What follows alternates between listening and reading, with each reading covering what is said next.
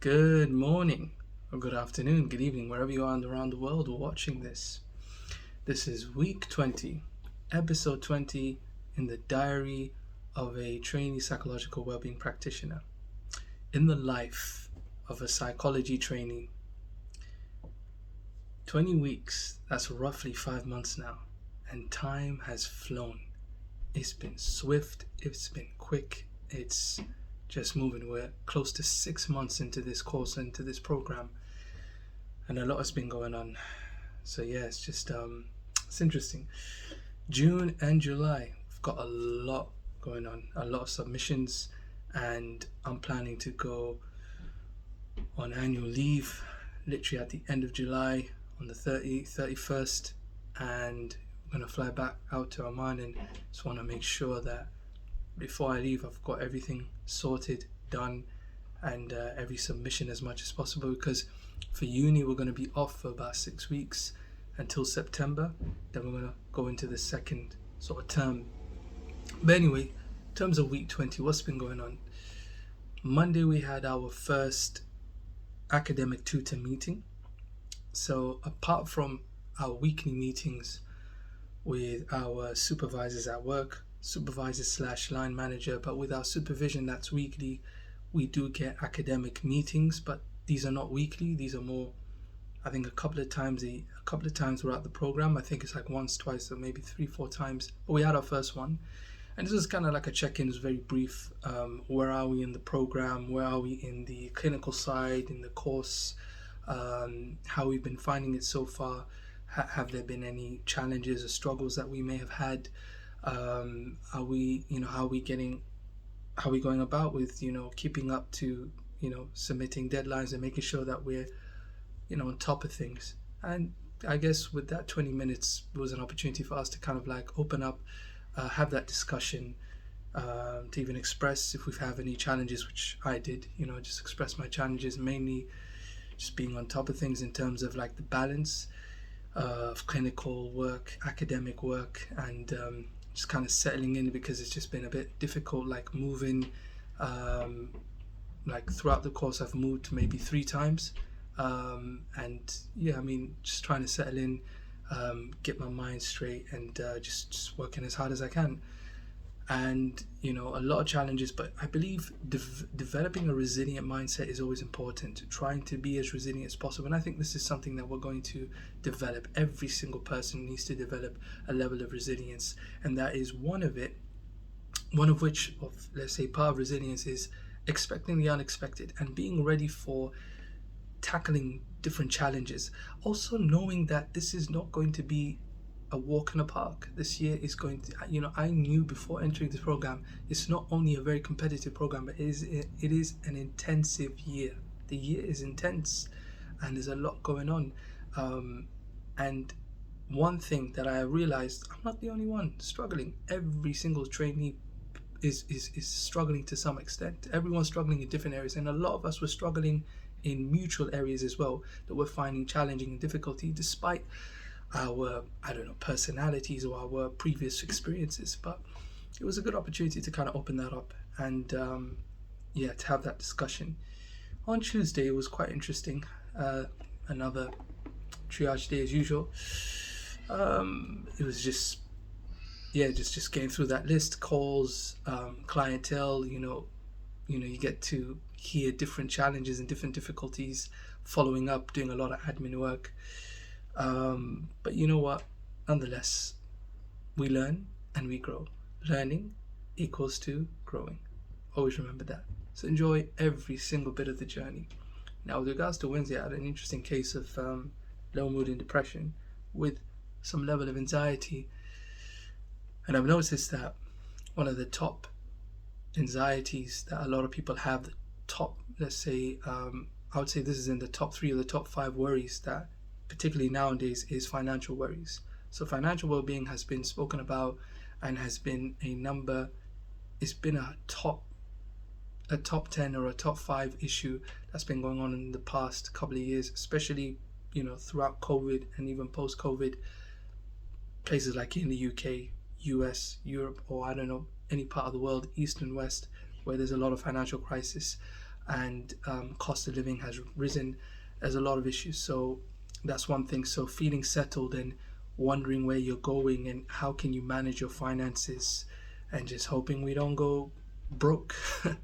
It's huge. It's huge, to be honest. But yeah, this was an interesting case, with a lot of like low mood, and for someone who, like many others, has been very reluctant to open up to people, to open up to professionals, and has made the decision now to take this step. I need help, I need support, and I need to seek it, and I need to find a way to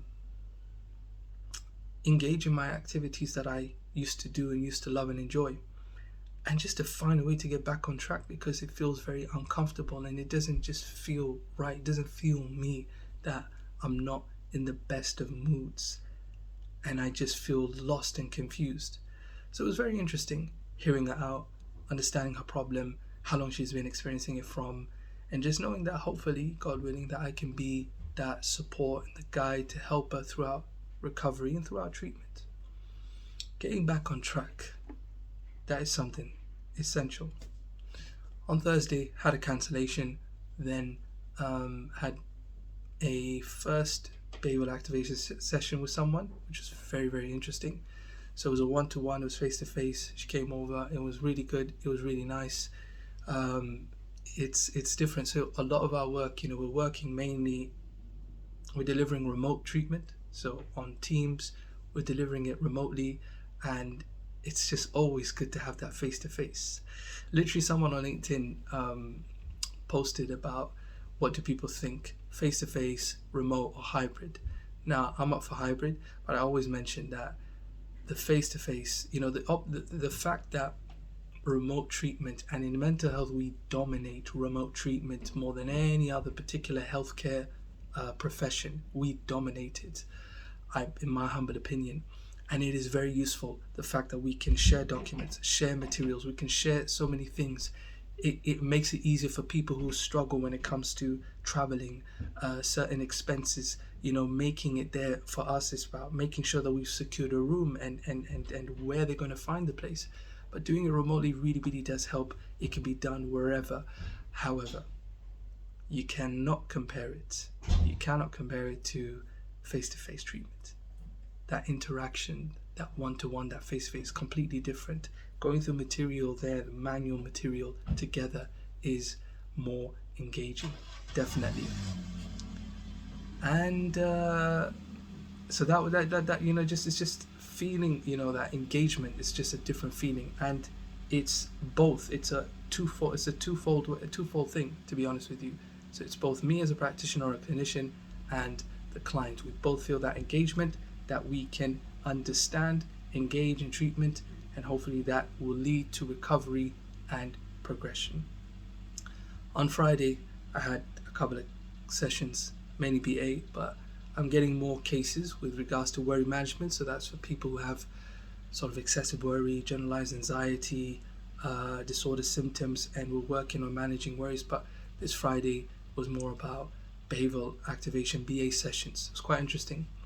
Firstly, I had the second one with someone. We had a second session. It was really good, very engaging. And it just takes time for people to kind of understand and comprehend the material, and just helping them to engage, helping them go through the material together is always important. The second one was her fourth session, and she's been, she literally expressed that she's starting to feel the change, positive change, the progression. She's seen that things are starting to get better in certain areas and in certain goals that she has set out. And I always, bring it back, that she can see, I remember asking the question, can you see now how the rationale of BA is helping you, that the more active you are, the better you feel about yourself, and it's taking those gradual steps. And in the final one, which was the final session 6, it has been quick. 6 consecutive weeks, a 6-week program. We've completed it, and she has recovered fully. She has felt, and she's mentioned this, that every week she's getting stronger. She feels more confident, and it's just been an amazing journey throughout the course of treatment to see her recover, to see her develop emotional strength, both from being active, uplifting her mood, managing her anxiety, and also managing her stress. So she's learned the techniques.